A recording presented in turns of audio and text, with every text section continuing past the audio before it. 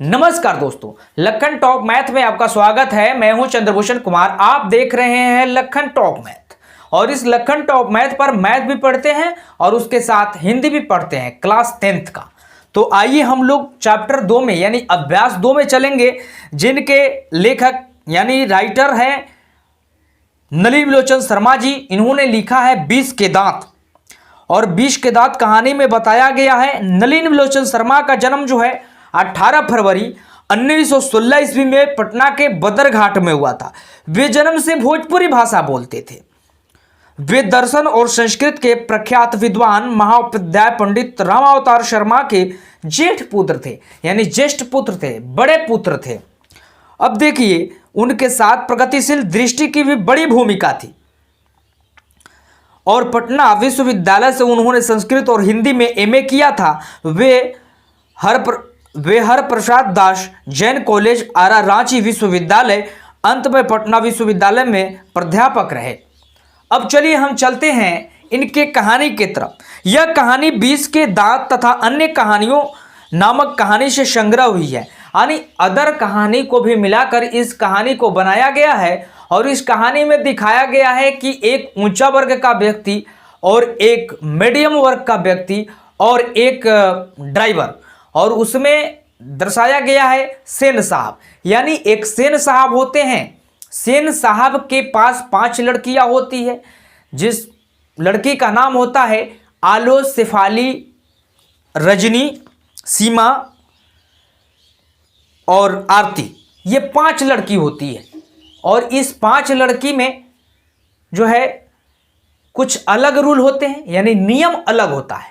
इन लोगों को बोलने के लिए भी नियम अलग होता है और जहाँ तक समझिए कि चलने का, सोचने का, ये सब नियमों में बदलाव लाया जाता है। यानी ये बोलते हैं समय से, यानी इनके ऊपर दबाव होता है पिता का। उसके बाद सेन साहब के पास एक काला कलर का कार होता है, जो काली कलर की होती है, यानी 7,500 रुपये का महज उस समय का 7,500। उस गाड़ी को चलाने के लिए ड्राइवर रहते हैं, जिनको हम शोफर बोलते हैं। उसके बाद में फिर क्या होता है कि उनके पास जो फैक्ट्री होती है, और सेन साहब सेठ है तो फैक्ट्री है, और फैक्ट्री है तो उसमें किरानी चाहिए, तो किरानी के जगह पर गिरधर लाल काम करते हैं। और गिरधर लाल के पास एक पत्नी और एक पुत्र जिसका नाम मदन होता है। और अंत में चलकर सेन साहब सेठ को 5 लड़कियों के बाद में एक पुत्र जन्म लेता है, यानी नाउम्मीद बुढ़ापे की जो लाठी होती है वो जन्म लेता है, जिसका नाम खुशी से खोखा रख देते हैं और उसका नाम कासू भी रहता है। बाद में क्या होता है कि उनके लिए, यानी खोखा के लिए रूल अलग होता है। जो सेन साहब के पुत्र होते हैं उनके लिए अपने घरों में नियम अलग होता है। वे कुछ जो, जैसे हमारे घरों में, आपके घरों में गमला होता है या कुछ होता है अदर जगह पर लगा होता है, उसको भी तोड़ दे तो कोई बात नहीं, लेकिन लड़की के लिए नियम अलग होता है। लड़की से ऐसी गलती ना हो, इसके लिए उन्हें चेतावनी दी जाती है। अब क्या होता है कि काला कलर का जो गाड़ी लगा होता है, तो वहां पर गिरधर लाल के ये जो बेटा मदन होते हैं, यानी तो उनका लड़का उनके आसपास गाड़ी का खेलता रहता है। अब खेलते रहता है तो सोफर को लगता है कि कहीं गाड़ी में खरोच कर सकता है या बॉल लग सकता है, जिसके वजह से वो जा करके जो है वो बोलता है किसको, मदन को। अब मदन को बोलता है तो मदन ये चीज़ सहन नहीं कर पाता है। मदन ये चीज़ नहीं देखता कि मेरे पिता एक किरानी हैं और सेन साहब की फैक्ट्री में है, वो कुछ नहीं देखता और उस पर ही लपट पड़ता है, यानी ड्राइवर पर बोलने लगता है। तब तक उसकी माँ आ जाती है, यानी मदन की माँ आती है, चाहती है ड्राइवर से कुछ बोलना, लेकिन सेन साहब को देखकर सहम जाती है, डर के वजह से नहीं बोल पाती है। और उसके बाद में क्या होता है कि सेन साहब बोलते हैं कि ले जाओ, इसको सुधार करो, और बाद में नहीं डांटने पर ऐसे ही लड़के गुंडे मवाली बन जाते हैं। इसलिए इस पर ध्यान दिया करो। और अब क्या होता है, इतना तक कहानी चला जाता है। अब उनके जो एक हॉल होता है घर में, उस हॉल में कुछ पत्रकार होते हैं या उनके मित्र नज़दीक का होते हैं, जो आते हैं बात करते हैं, तो उन्हें बताते हैं, यानी सेन साहब बताते हैं कि मेरा बेटा खोखा इंजीनियर बन सकता है, क्योंकि उसमें इंजीनियर का हाव भाव कुट कुट के भरा है, जबकि वो नहीं जानते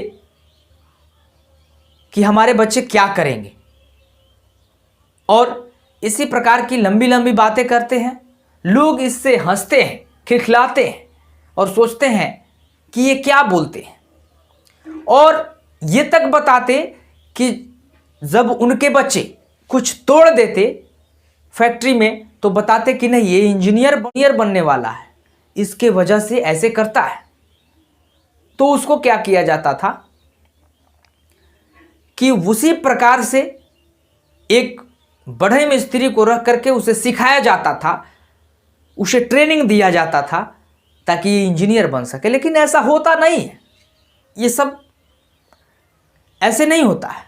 क्योंकि बच्चे क्या कर सकते हैं और बच्चे किसी चीज़ को तोड़ रहे हैं तो इसके ऊपर बोलना चाहिए, ऐसा नहीं कि नहीं बोलना चाहिए। हाँ, अधिक डांट नहीं तो कम से कम ये चीज़ ज़रूर बता दे कि ये गलत है, ये सही नहीं है।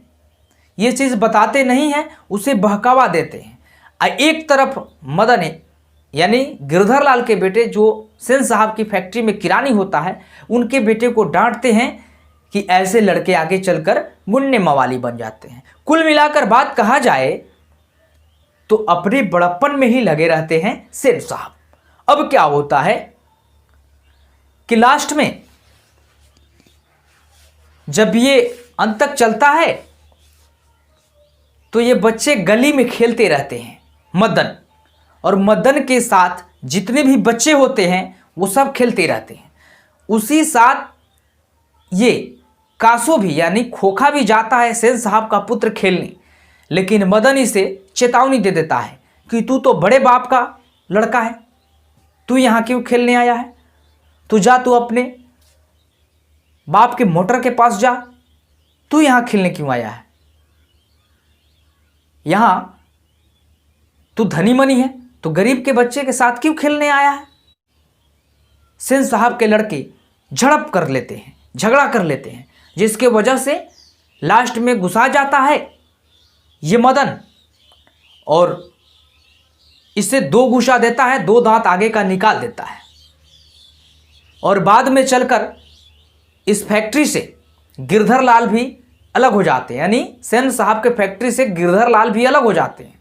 और पुत्र बाद में झगड़ा के बाद डरा हुआ रहता है, रात को जाता है, फिर भी गिरधर लाल उसे पीटने के बजाय गले से लगाता है और सोचता है कि चलो मेरे बेटे में कम से कम इतना तो जुनून है कि मैं किसी से कम ना हूं। इस प्रकार से ये कहानी यहीं पर एंड करती है और यह कहानी यह सिखलाती है कि किसी को छोटा बड़ा ना समझे, सब लोग समान होते हैं, अपनी बड़ाई खुद ना करें, सब लोग समान होते हैं, सब लोगों को मान सम्मान दें। और इस कहानी में यही दर्शाया गया है कि किस प्रकार से ऊंचे वर्ग के लोग होते हैं और किस प्रकार से मध्यम वर्ग के लोग होते हैं, यानी बीच वाला लोग। कहने का मतलब जो ना तो अच्छा से कृषि कर पाता है, ना ही तो उसके पास अच्छे से पैसे हो जाते हैं, ना अच्छे से बिजनेस कर पाते हैं, तो वो कहीं ना कहीं काम करते हैं और काम करके अपने बच्चे का भरण पोषण करते हैं। और वहाँ रहने के बावजूद सही को भी हाँ नहीं कहते और गलत को भी ना नहीं कहते, इसलिए कि उनके नौकर होते हैं, उनके अंदर में रहते हैं, उनके दबाव में रहते हैं और उन्हें भी परिस्थितियों का ख्याल होता है कि मुझे इस पैसे से क्या करना है, अपने बच्चे को देखभाल करना है, अपने परिवार को देखभाल करना है। तो ऐसे कभी भी किसी को ऊंच नीच ना समझे इस कहानी से हमें यही सीख मिलती है। धन्यवाद।